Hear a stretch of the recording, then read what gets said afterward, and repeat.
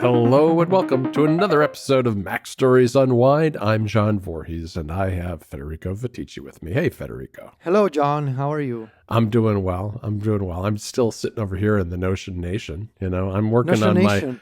I'm working on my own webinar for you. I mean, you sold me a $2,200 one last week. I'm going to sell you a $3,500 one. Okay, this week. thank you. Yeah, Okay. yeah. We're just going to keep passing the check back and forth between us. Now, I wanted to follow up just really briefly on our conversation about Notion last week because I've been thinking about why it is that after many years of it not really ever clicking with me, why it sort of has. And I think it's just comes down to something very simple, which is not just the databases that Notion enables, but the fine granular tuning of the views of those databases, where you can take an enormous amount of information and you can filter and sort it down to a point where maybe all you're looking at on the page is one or two pieces of data. But in that place, that's where you need that particular data that's updating somewhere else in your Notion databases somehow. And that's made a big difference to me because I realized that what I was doing with Obsidian was I was trying to use it like Notion. And there are a lot of tools that are like overlap where you can do certain things in Obsidian that are very Notion-like. But part of the problem with trying to do that stuff in Obsidian is that Obsidian is really geared towards plain text. And I don't think handles all those kind of use cases nearly as well as a graphical interface like Notion does. And so I found that I was juggling every week dozens of text documents, which were essentially little entries into what otherwise would have been a big database of information, whether it's all the little bits of information that are related to our podcasts, or it's the writing that I do, or club things, whatever it is, all of it it was in this big soup, and I would lose track of it. I would have a hard time kind of connecting it. And I found that Notion, for me, has actually done a better job of that now, finally. And it's, one of the biggest things for me that I never have been able to do really well in either a task manager or in a text editor is to have kind of a planner document that was like a what I call it, for lack of a better word, and I wish there was a better word, a content tracker, because we have more than just writing. We also have podcasts. And especially with podcasts, they start on this day with the research and they end on this day with the publication. And there's usually, several days to a week between those 2 days, and then writing maybe 2 or 3 days, depending on the project. And I've been able to create a really nice little timeline that shows the overlapping blocks for everything that we have going on in a week. And it gives me a much better sense for, have I bitten off more than I can chew on a particular day? Yeah. Should I shift this to, Wednesday, because there's no conceivable way it's going to happen on a Monday when I'm recording 2 shows and writing another story? It's just, it's just an organizational tool that for me, with the databases in particular, has made a big difference. Yeah.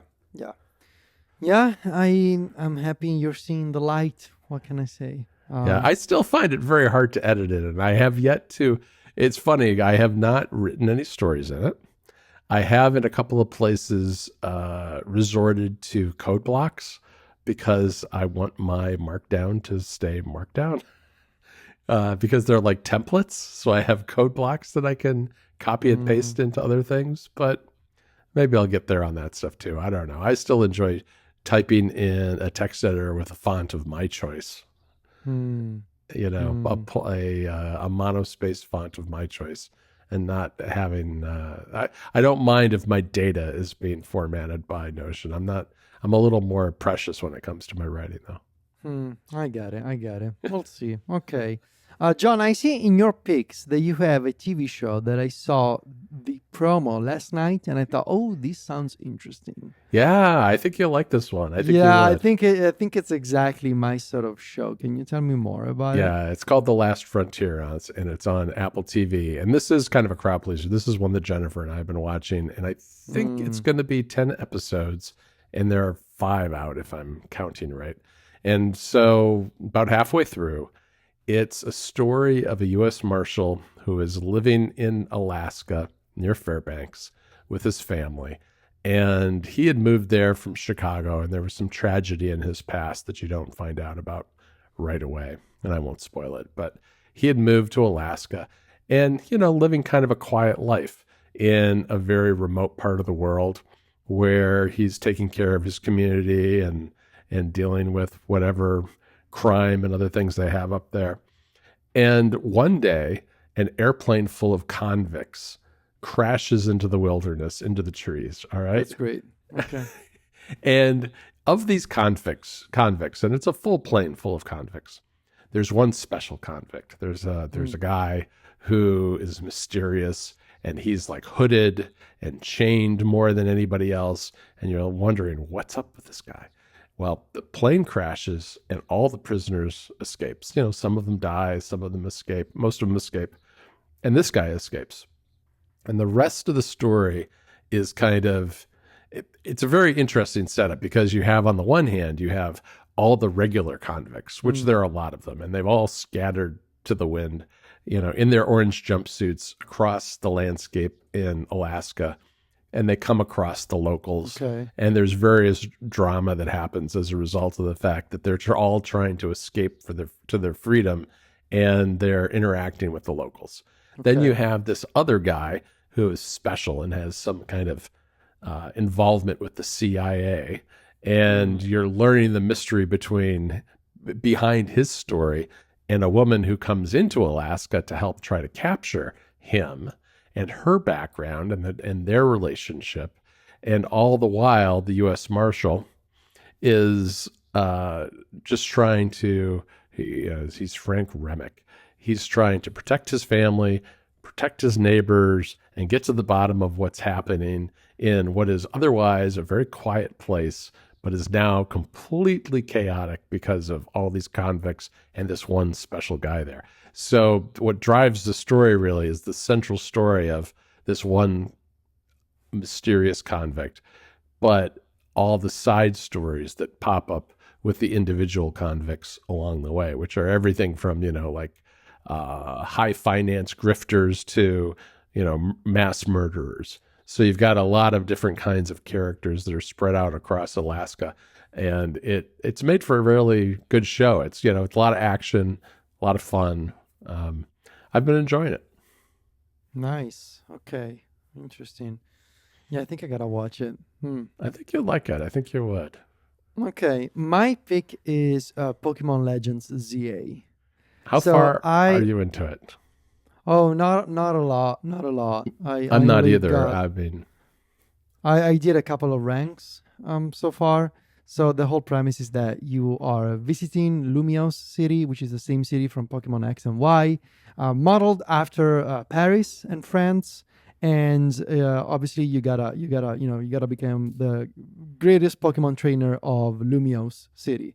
Right. And this is a game in the Legends series. So it's the second one after Pokemon Legends Arceus that came out a few years ago on Nintendo Switch. I didn't really vibe with it because I honestly found Arceus and its focus on the catching multiple versions of the same Pokemon kind of boring after a while. It was very empty, and I didn't really vibe with the ancient setting of the story. Like it was set like 1,000 years before.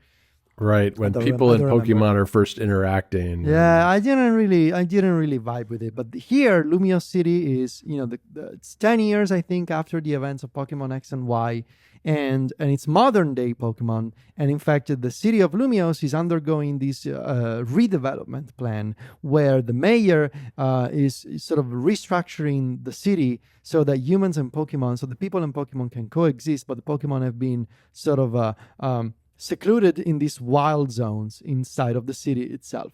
And so it's your job to, I'm obviously at the beginning of the story, but the main idea is that you can explore Lumiose City during the day and catch Pokemon during the day in these wild zones. And at night, that's when the ZA Royale happens. That is a tournament between trainers of Lumiose City. Right. And this Pokemon, these battles with other trainers serve to increase your rank from Z to A. and obviously, I'm not really that far into the game, but what I have seen so far makes it a more compelling and more fun version of Pokemon Legends for me than Arceus. First Uh-huh. of all, the focus seems to be on the battling, not on the catching multiple versions of the same Pokemon over and over.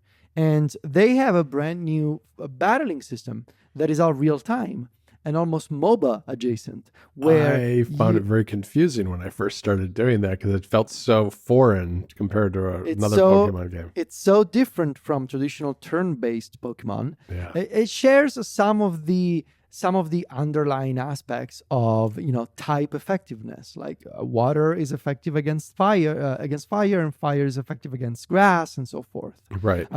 But you basically choose all of your moves in real time, and the Pokemon moves, like, you moving the character also controls moving the Pokemon, which can be a little confusing at first because you're controlling both yourself as the protagonist and the Right. Pokemon. But you can instantly switch between Pokemon in your party, and the four moves assigned to a Pokemon are assigned to the A, B, X, and Y buttons on the right side, and there's a cooldown timer for each move, so it's not Right. like you can spam Hyper Beam over and over. Yeah.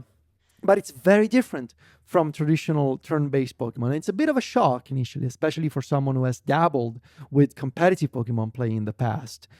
You basically gotta forget all of your rules when it comes to status effects like paralysis or burn or heal. What happens to multipliers for like lowering defense, lowering attack, or boosting your own attack? Like all of those are completely different from traditional Pokemon. Now, the Pokemon Company likes to say that this is a mainline Pokemon game, but if they are, I'm going to echo what Brandon said on Wavelengths, I think. Yeah, If they I heard are, it. why are they called different? Like they're called Pokemon Legends. It would be like saying Right. the Pokemon Mystery Dungeon is also a mainline Pokemon series game. Right. And Right. it's not. Now, this is, I think, a good way to think of this. This is their most successful spin off to date. It's a fancy spin off with a higher development budget than other spin offs, but it's still a spin off from other Pokemon games. And like, is this a Gen 10 Pokemon game? No, the Pokemon Company will reveal Generation 10 of Pokemon next year, and Right. that'll be the mainline series. So even though some people say, no, Pokemon Legends is a mainline Pokemon game. I like, think they want it to sure. be as big as a mainline game. And it's a big deal. It's a and big it is deal. a big deal. They want it to be kind of like in parallel is the way I kind of view Yeah, it. yeah, and that's fine, and that's fine. And I think I appreciate this very different take on Pokemon. And I think if Arceus was this sort of weird hybrid in the middle of like, yes, open world and yes, more actiony, but still Yeah. kind of turn based. Here they're saying no, it's a smaller setting, although there is a lot to see in Lumiose. But we're just embracing the action aspect of it all. So we are embracing the fact that you can run into Pokemon in the wild zones, that you can just approach them and sneak up on them from behind. The fact that you can catch Pokemon, in real time. Nothing is turn based. You can dodge incoming attacks from wild Pokemon, and then there's the fights, and the fights with other trainers are also in real time. And there's this Right. ranking system that serves as a pretty neat way to advance the story.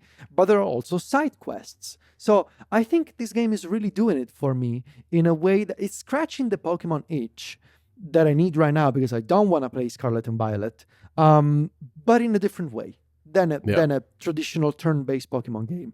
And yeah, it doesn't look amazing. Still looks better. My take still looks better than Scarlet and Violet, Oh, a lot especially better, on I Switch think. 2. Looks a lot better than Scarlet and Violet on Switch 2. Especially 4K, 60 frames, runs pretty well. Yeah, the graphics are not that inspired. Yeah, Lumiose City is not as densely populated as any other city in any other modern game. It's kind of static. Yeah, it's very, But- very. But But this is also a Switch 1 game that was then also released on Switch 2. So I think it's going to be Right. interesting to see if proper Generation 10 Pokemon next year will be Switch 2 exclusive. And if so, will the Pokemon Company and Game Freak take advantage of the more power of the Nintendo Switch 2 to build also a better looking, more lively, more vibrant Pokemon game? We'll see. But right now, I think this is my favorite. I think it's safe to say this is my favorite Pokemon spin-off game to date, And I very much prefer it to Legends Arceus, even though I'm only a few hours in. I can already, like, the fact that I think about playing the game and I miss playing the game when I'm not, I think it says a lot. So if you were turned off by Arceus, or if you just didn't really vibe with Scarlet and Violet, give this one a try. I think it's a lot of fun. Very, very, very, very friendly as a portable game. You can just pick it up, do a few, catch a few Pokemon, do a few battles, and then, continue after 2 days or something. So it's not a huge time commitment. It's not a huge story commitment, but I think it works really well. Yeah, I've been a little overwhelmed with games between things like Ball Pit and Megabonk and this game. It's just been a lot. And let me ask you this really quick before we go, Federico. Are you looking forward to Assassin's Creed Shadows on the Switch 2? How do you think that'll play on the Switch 2? I think I'm gonna try it. I think it's gonna run well. I think we'll be surprised by the performance of that game. I saw the Star Wars Outlaws port on Nintendo Switch 2, and people have been really impressed with the graphics and the performance of the game on Switch 2. So I think Ubisoft is going to do a pretty good job there. And if so, I'll check it out, if only for the scientific curiosity of it all. Sounds good. All right, everybody. That's it for today's episode of MacStories Unwind. Be sure to check the show notes for an Unwind Deal. I always put one of the best deals that I can find in the week in there. You'll find something there this week as usual. And of course, you can find me and Federico over at MacStories.net and on social media, where Federico is at Vitici. That's VITICCI. And I'm at John Voorhees. JOHNVOORHEES. Talk to you next week, Federico. Ciao, John.